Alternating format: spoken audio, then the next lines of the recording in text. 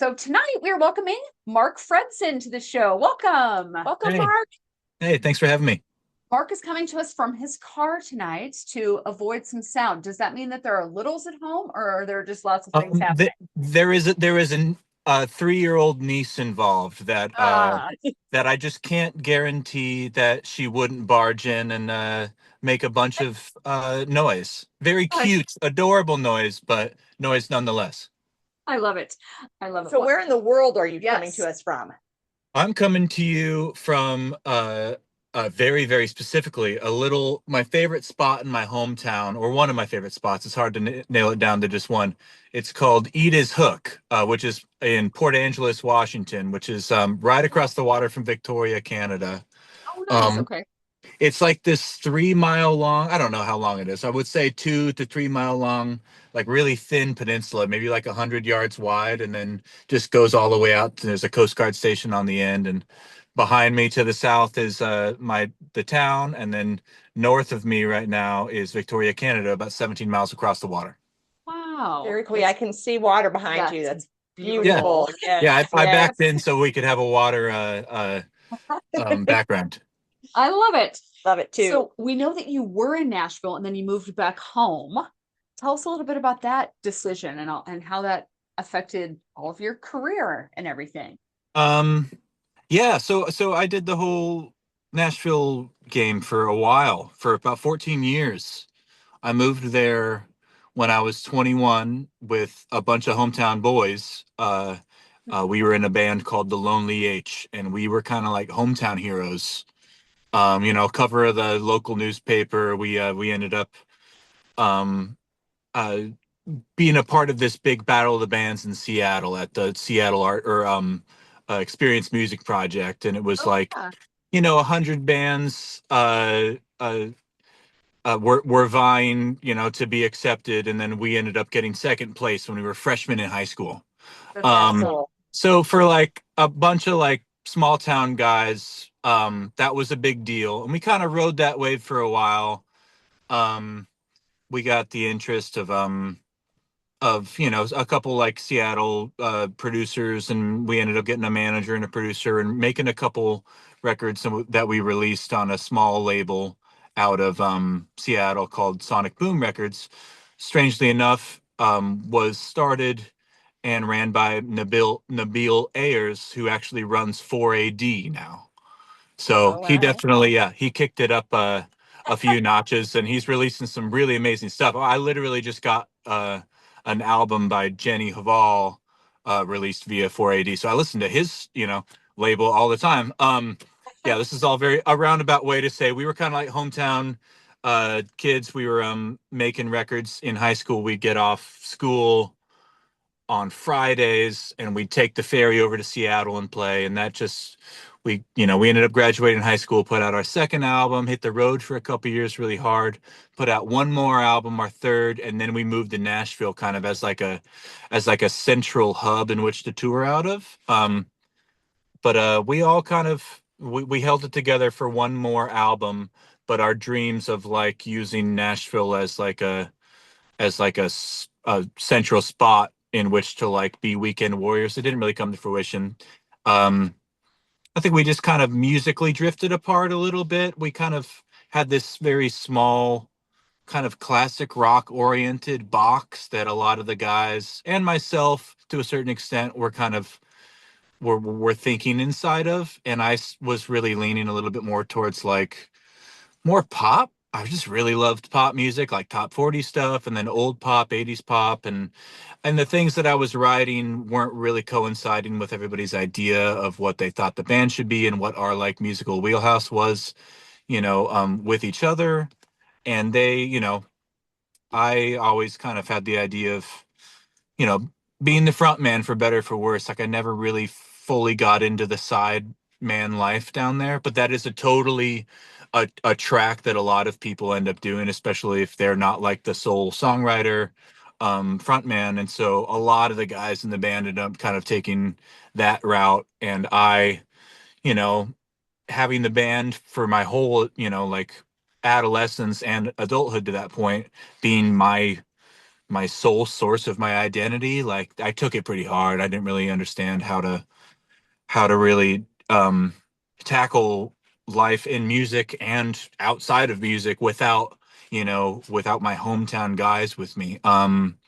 To make it with me, even though I was in a town full of musicians. It just took me a few years to realize that like I could just be the guy who just makes solo music, and I can use those guys if I want, but I can also pick and choose who I want to play with me for this show or for that or for this song, for that song. And um yeah, so was uh yeah, kind of made a long roundabout transition to solo music via the band, and then yeah, I played that game for a while down there in Nashville, but you know, I just have never been super great at I'm not the most opportunistic person slash you just get to a certain age, and if you haven't hit a certain level of success, you start readjusting, your priorities and your expectations. And you know music and I will always be very close. We'll always be married. Sometimes we sleep in separate rooms, but That's a good way to put it. but uh but I just felt like I needed to start thinking about what the back half of my life was going to look like, and I felt like I'd gotten what I wanted out of my time in Nashville. And I wasn't Yeah. I wasn't about to spend the next 10 years, and I wasn't about to turn 40 in Nashville and like still be playing the same venues I was playing when I was 25, and just like Yeah. just kind of kicking around the same old ground. So I wanted It, to be closer to family, Yeah. and you can make music anywhere, but yeah, uh I mean, it feels full circle, like you've come back home, Yeah. yeah, to do your own thing, which I think is really cool. Well, and in this day and age, like you said, you can make music everywhere because of technology Yep. that we have now that can just be exactly. put out to everyone. Yep. So on that vein, tell us about Company Man. Yeah. That's your newest project. How did it come about and what inspired it?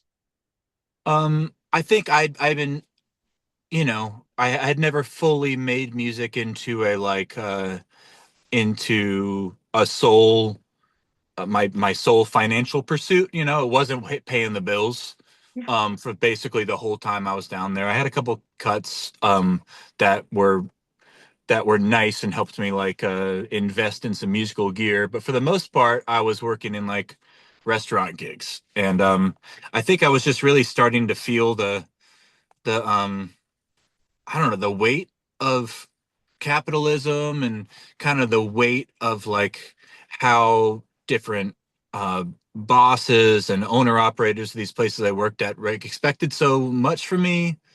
And I found myself just falling into this pattern of just working a place for a second, them thinking that I'm really responsible, making me a manager, and then I'm assistant GM, and then I'm giving like so much time and energy and away to these places, and they weren't mine. It wasn't my passion.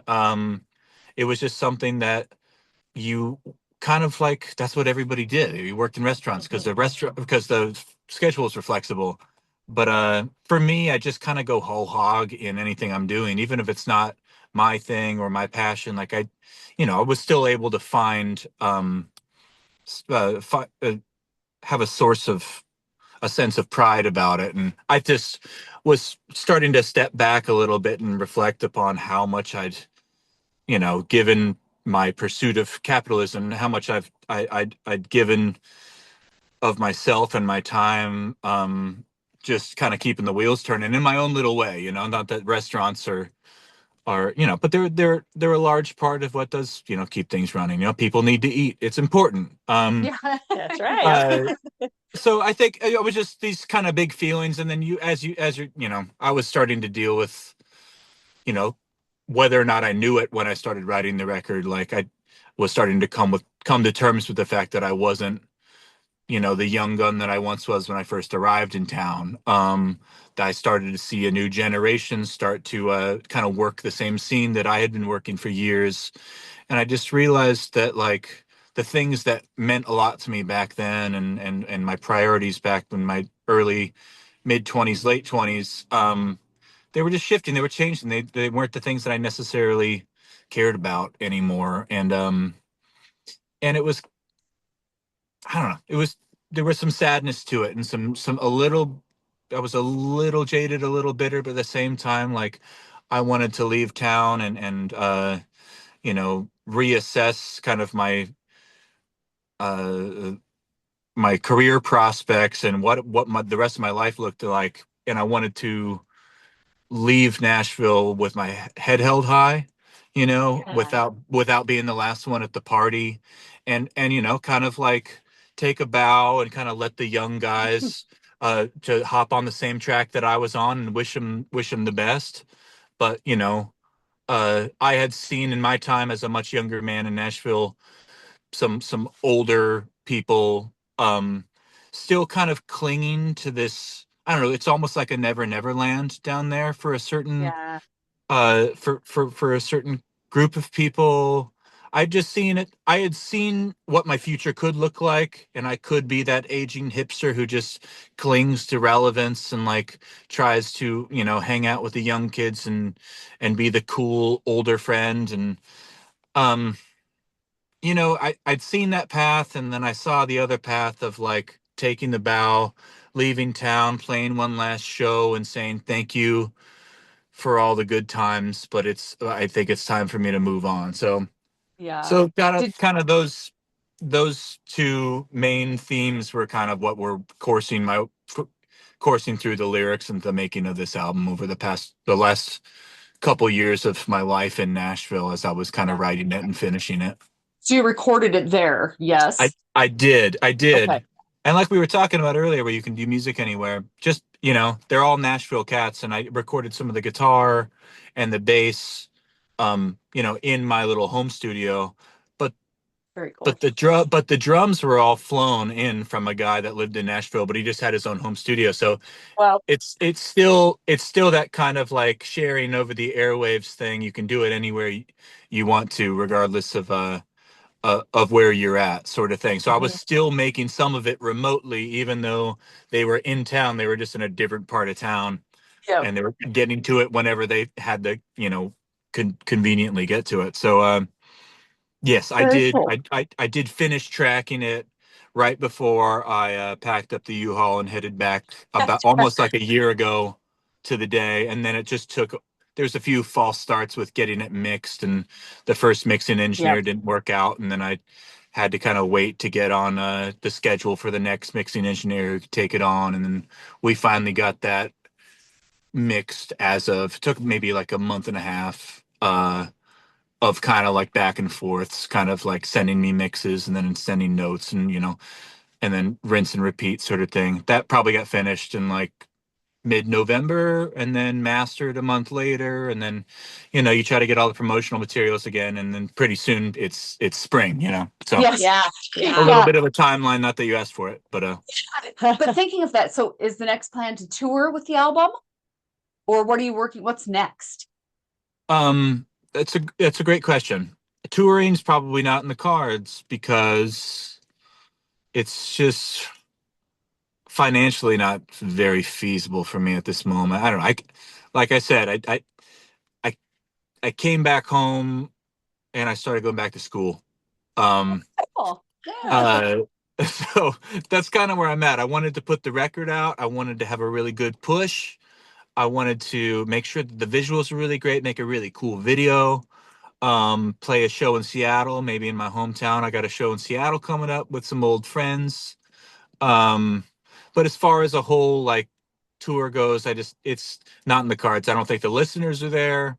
The money's not there, and for me, a really big part of it, the my favorite part of the pursuit, I do love performing, and like it's a completely different world, and I can get up there and just sing my little heart out, and I really really go for it. But uh I really really enjoy the creation. I really, to That's be very able cool. to just kind of nitpick and obsess over the album and every little note, and try to just really get those vocal takes just as precise, and get the and and and give it the emotional weight that it needs, and really really spend the time crafting something that's going to live beyond me. Yep. Mhm. That's that's kind of my number one priority when it comes to music. And then if I get the chance to perform and it's like it's feasible, especially with the full band, uh, especially after making a move like this and not having my kind of go-to Yeah, live yeah, guys on hand yeah. for me.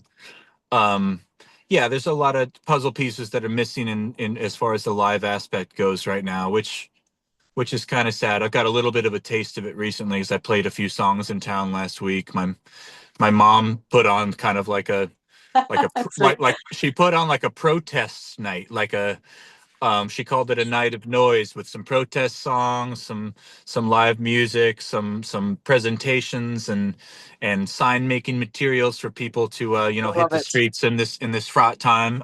Yes, good on you, And mom. Yep. yeah, it was really cool. I was like, oh, okay, if anybody's gonna get me to break the ice and get back on stage, it's gonna be my mother. Um, I love it. but yeah, no, I got the bug again, and if anything, it would be more of a regional situation as Yes. opposed to a full national, which is Down the yeah, road, down the road. down the road. Yeah, yeah, yeah. Like I said, yeah, you got to readjust your. Yep. I'm in the middle of readjusting my relationship with music, but I know I'll always be making it in some capacity. Just kind of figuring out what the ins and outs of that are at this moment. Yeah. So, what about your songwriting process? How do you see a song from start to finish? Do you come up with the lyrics first, the melody? We always like to ask this because this is kind of where our listeners are. They're songwriters, and we're kind of Songwriting. songwriters. Yeah, songwriting. Love it. Yeah. Well, in the past, it's kind of I think for like I've been writing songs since I was a teenager, and that Yeah. was I don't know for probably over 20 years now. And almost I would say a majority of the songs that I write are melody first and then lyrics Okay. after. But there was a span of time where I could just basically write the lyrics out and and kind of a lot of times I start writing it in my head these days. I want to say that's kind of been my go-to. So like I kind of have like I'll usually work it's not usual, but like it's all every song is a snowflake, every song is different, but I'll work kind of hook out, you kind of Okay. Okay. you come up with the hook, basically like the last line of the chorus, and like which ends up being most likely the song title as well. And then I'll craft a chorus around that last line and kind of like meander my way to that hook. And then it's about figuring out what the verses are. So that's kind of one way that a lot of songs have worked. I literally um I think I wrote Expectations, the song 3 on the album in my head, and I had the chorus first, and then I filled in the gaps with the verses and the bridge. Um, I like yeah, it's if like I don't have a really really good hook that I think is really going to grab people's attention, then it's not really worth the effort of writing the rest of it. And a lot of I have all Good these little point. bits. I have all these little bits and pieces of songs that are started with just verse, and then I make my way to the chorus. And sometimes I'll find it, but a lot of times, like I'll have like what I think is a really nice verse, but I can't find that hook that really brings it all together, and then it just ends up being, you know, I don't come back to it because I'm never able to nail down that hook and that grabbing point. So working from that kind of nucleus of the song and like the title slash the hook and working out, that seems to work for me the most. And I would say that a lot of them are written in my head before I touch a piano. Okay. Um, because I don't want to be like constricted to what my fingers think I should play or like Yep. to whatever my box is musically and like the kind of chords that I like to use. And I have certain tricks. I like my like minor 6, and then the left hand hits the 5, but I hit the 1 flat 7. It's a very like gospel move. Like I have all these kind of like classic classic kind of moves, but they kind of box me in melodically. And so I'll try to write the melody first in my head and then put the chords to whatever wherever the melody lands, which usually ends up being a little bit more unique and different, and and a little bit more outside of what I would write if I was initially sitting down at the piano. Yeah, Not that that makes sense. they're all like that, but Yeah. No, it um makes sense. yeah, I like think it makes. there was a song on my second album called Sorry Johnny, and like it was a chord structure that I never would have a chord structure for the chorus that I probably never would have written if I didn't already have the melody. And so I just basically was like, oh, I guess we're putting an E minor there, and oh, there's a B Love flat. it. Yeah. Um, so yeah, that's a little inside look. They're all different, but that's a few different Yeah, ways that they come about. that's awesome. I've never actually tried writing from the hook first. I always start at the beginning. That's going to be my assignment. I'm going to try that tomorrow. Yeah, I don't give know it why. I a always just start at the beginning. Start with this title usually, and then work You down. just can be the yeah. hook. Yeah. You should give it a shot, because then you're like, it provides this foundation and this excitement, because you're like, I know that when I get to this, like to that part, to the chorus, like I'm gonna have this really really solid foundation in which to like build everything else upon. And Yep. so it gives you the motivation to get the rest of it together, as opposed to being like, I got this nice verse but I have no idea what I'm doing with the Yes. chorus, and now Yes. Where's this and I going? can't find it, because that way you kind of end up forcing the chorus, and I end up going back Yes. to the same old tropes, and my hook just ends up sounding the same as it always does, and I'm like, damn it. So That's so true. Yes. So true. I love it. I Thank love you. it too. Yeah, I'm gonna try that. Yep. All right. We're going to ask you our big four questions. okay, The first one is a two-parter, and it is, what was your first gig, which you sort of talked about, and then also your favorite or best, most memorable gig. okay. My first gig, I would probably say, with a full band. I mean, like outside of piano recitals when I was a kid, which I'm not going to include here, I would say would be the eighth grade talent show, with my band that I was with for years. We played a song that was just basically, I think it was two chords. It was E and then D for the chorus, but there was never any melody attached to the D part. It was just like a little change.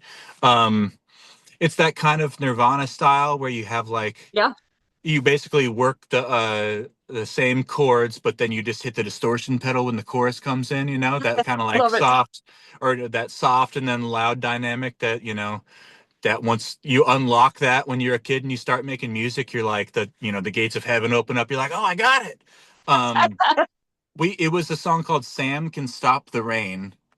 And I have no idea what I was talking about. I think I was talking about this girl that I was kind of like had a crush on, but I wasn't about to just completely admit it. I look back on lyrics that I wrote when I was like Oh a yeah. teenager, and I'm like, I don't know what the hell I was talking about. I was just like, just reaching in the ether for random things. Gosh. Um, but I was wearing a striped jacket. I think it's a very similar blazer to what John Lennon wears on one of those like kind of off-brand Beatles albums. It's striped, and one of my signature moves when I was a kid on stage would be to, during the guitar solo, whip the jacket off my body. Um, Ah, that's so fabulous. so I So remember cool. I remember whipping that off during the guitar solo, because of course there was a guitar solo, Oh because my it's not gosh. really a song if there isn't one. Exactly. And then I remember specifically getting a great response and being completely high about it. And then a girl that I was in choir with named Tracy Mazzancini, she said she really liked the performance, but I was kind of pitchy and I should probably work on that. And I remember being like, cute Tracy. Um, like I'm figuring it out. Okay, give me a few years. But yeah, Right. taking that to heart and being like, okay. Also very But brave to play an original at the talent show and not a cover. exactly, Yes. everybody else Yep. did like TNT by AC/DC, and then my Uh-huh. other friend's band, they did Fell in Love with a Girl by White Stripes. See? But we played Sam Can Stop the Rain. Right. Um yeah, I love it. that was, yeah, first performance. Favorite performance? Yes. So Okay. far. Yeah, so far. That's right. You know what? I mean, there's probably a few, but I would say that one of my all-time, like, just I was just completely flying the whole night. So to bring the mood down just a little bit, we did the drummer in my band passed back in 2017. Um, it was a bad circumstance. He was misdiagnosed, and then he had an with yeah. All that aside, it was a really really sad, tough time, and we did a birthday show for him the year after 2 years after he passed, I think, um, to kind of celebrate his legacy. And one of his favorite albums and one of our favorite albums collectively as a band was Thin Lizzy's Jailbreak. Nice. And we decided to cover the whole album front to back. I love it. And I don't know why we didn't get somebody to film the whole thing, because it really, like, all I had to do was sing, and I was just up there. I was just in a white t-shirt, just flailing my arms around, and like everybody else was nailing all the guitar harmonies, and like it sounded just like the record, and I just was doing my best Phil Lynott impression. And like Boys Are Back in Town was absolutely stellar, and like Running Back was just so stellar. We had the saxophone, and like all the guitar harmonies were just absolutely perfectly executed, and I was just on cloud nine being able to like be on stage and sing for that record in honor of him. It was at our Yes. favorite club in Nashville, where we always played and kind of cut our teeth once we moved to town, called the Five Spot. And Oh yeah. it was packed, and we were just absolutely killing it. And all I had to do was sing. Everybody else was doing the heavy lifting, but I was floating on air. Probably one of at least the top five performances that I've I ever done. love it. So So funny that good. you mentioned Tribute. Yeah, too. so funny that you mentioned Thin Lizzy, because I saw someone in a Thin Lizzy shirt today. Isn't that crazy? Amazing. Wow. Yeah. So funny. Okay, my next question is, would you say are your influences? I think mine. I've literally had this conversation with a young guy I worked with a couple of years ago, and we were talking about music, and I was like, when it comes down to it, Tom Petty's probably number one. It's like, I don't know. I think it's like baked into my musical cake. Like, I don't even think about it at this point. Like, Yeah. my dad was obsessed with him. Um, my first concert that I remember seeing was him. I think I saw him 3 times at the Gorge Amphitheater in like Central Washington. Full Moon Fever, and then Wildflowers, and Damn the Torpedoes, and I mean everything. But Damn Torpedoes and Full Moon Fever are kind of my top two. And even when strangely enough, even when it comes to like drum fills, and when I'm kind of programming drums, or I have an idea of what I want the drums to sound like on an album, I never fully get the sound, but my inspiration for the fills, and even like it and everything, is the drum sound on Damn the Torpedoes. Like, just think about like the drum fill that starts Here Comes My Girl, like that super fat snare, ta, ta, ta, ta, boom, like I'm I love stealing it. I'm stealing his snare fills. I sing like him without thinking about it. Like Expectations off of the new record is kind of like, it's kind of my take on Tom Petty produced by Jeff Lynne, like Full Moon Fever and Into the Great Wide Open. Yeah. That really, really tight kind of like 80s rock sound. And then I just, without thinking about it, and then I listen back on some of these recorded songs, and I'm like, oh wow, I'm really doing my best Petty, which is just basically Petty doing Dylan. Um, but in a more like slightly more on tune way. But songwriting wise, it just makes sense to me. It just fits into how I see music. Don't Bore Us, Get to the Chorus, like really, really anthemic tunes, tight verses, really, and always keeping the guitar subtle and kind of muted, and regardless of how talented the guitarist you're working with is, um, excuse the language, but like, don't you don't just because you can play every note on the guitar doesn't mean that you should. Like, it should serve the songs. Like, don't be I don't know, I think about it as kind of like musical masturbation. Like I said, excuse me, Perfect. but like Mike Campbell did not do that. And so whenever I was tracking guitar with Zach, who has played on the past two records and was also in the band, we always kind of kept that ethos in mind.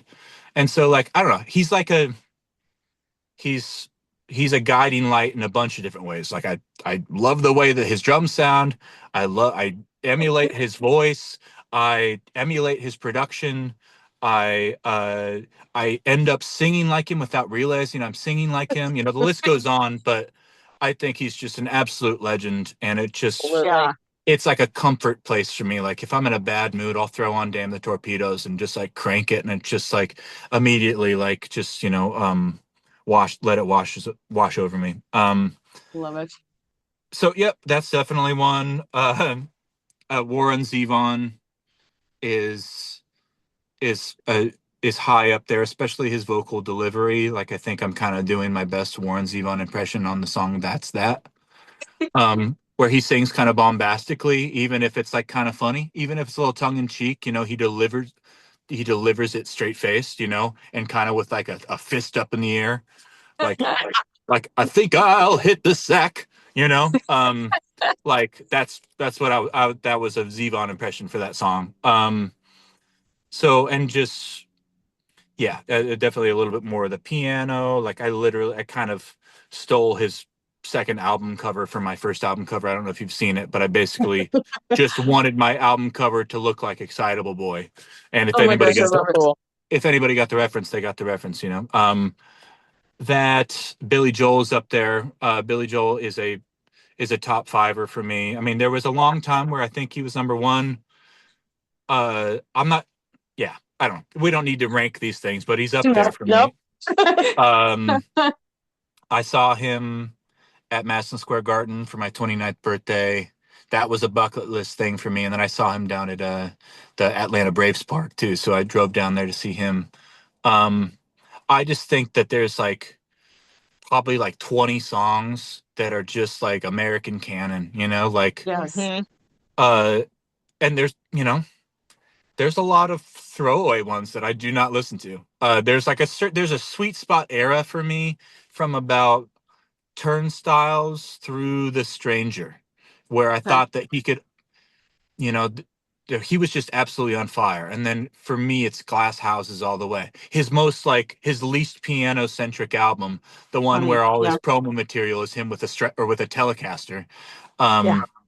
Um, you have Don't Ask Me Why, you have All for Lena, you have Sleeping with the Television On. Him basically just talking about how he's the problem and how, how every woman who loves him is going to eventually leave him. Um, I don't know, his ownership of his own idiosyncrasies and his own personal issues, romantically and otherwise, and his kind of like assessment of toxic relationships on the Nylon Curtain song, Laura. How do you give up on someone that needs you that bad? Like, I just thought he was talking about a lot of kind of gritty, like kind of nasty little personal stuff that a lot of people don't touch on, and not being like evil woman, witchy woman, like putting all the blame on the other romantic partner. Like he was taking ownership of it, which I always thought was really attractive. So Billy Joel's up there, Paul Simon, Springsteen. Those are kind of like, the greats of classic rock to me, that kind of heartland American rock and Yes, roll. For Um, sure.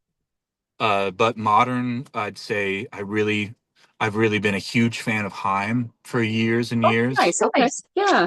And I love the way that Danielle sings. I think that she uses her voice almost like, or especially on the first record, and still to this day, maybe a little less so. She uses it like a percussion instrument, because she's a drummer, Yeah. um, and just the way that her vocals, yeah, she to kind of double as like a hi-hat in a lot of places, I think is really, really cool. And I think their songs are just great, and I just love the way their voices intermingle. I love a blood harmony.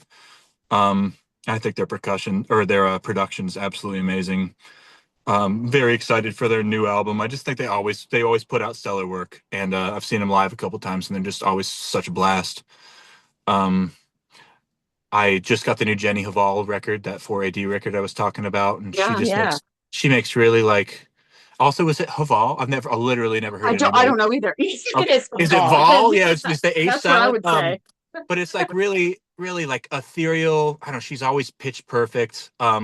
Her voice just really soothes me, and her songs are always just arrangements that I would never think to make. They're always just a little. Um, no, it's not A B. They're not pop songs. They just kind of take you wherever they want to take you, and I'm always along for the ride with her. I just think she's really tapped into something that you know I would never be able to tap into, because I just think so much more clinically about like pop songs and structures, and she exists on a different plane, and I absolutely love her. Very And cool. in that same way, I love Aldous Harding. I discovered her last year, and I just got pretty obsessed. I don't know if you've listened to her. No, Not yet, Uh, no. add it to the she's list. a New Zealand artist, Okay. and vocally, I don't know. I feel like the only person I could really compare her to via like her versatility would be Paul McCartney, in Oh that Paul wow. McCartney could go from Mother Nature's Son to Helter Skelter on the same Yeah. record, and everything in between. And Yeah. like, Martha, My Dear, like, just singing to the song. And like, When I'm 64, where he sounds like a young boy. Yeah. Um, she calls it song acting. And so you don't know what version of Aldous you're going to be getting from one song to the next. It all is just to serve whatever the song itself is. So you might have like a kind of like a folksy troubadour a la Joanna Newsom version of her, but then you might get her singing really guttural for another song, and then like this other, she has like all these different personas for every song, and like it took me a while to realize that she was just constantly manipulating her vocals, but every one of them reads so well and so perfectly for the song, and I just think they're so great. I will stop there because I it's probably more than you I bargained for. But no, if we're you the haven't same. We if could you go on haven't and checked out on. Aldous Harding, you should All absolutely right. add that to the Okay, queue. for sure. Start with What Designer. designer? Okay. Yeah. What are you currently listening to on repeat, would you say? This year's been so great, to tell you the truth, for a lot of artists that I love. So it started with The Weeknd's new album, which I wore out, Hurry Up Tomorrow. And then we had Panda Bear's album. Oh yeah. Um, I forget what it's called, but it's the new Panda Bear album. It's like probably his most accessible album to date. Just super poppy, straightforward. Song structures are a lot less out there than previous stuff of his, but I think he has one of the coolest voices in modern music. Like, he has this very, very on point kind of Beach Boys-esque delivery, and he's always stacking these great harmonies, and it's always just so perfect.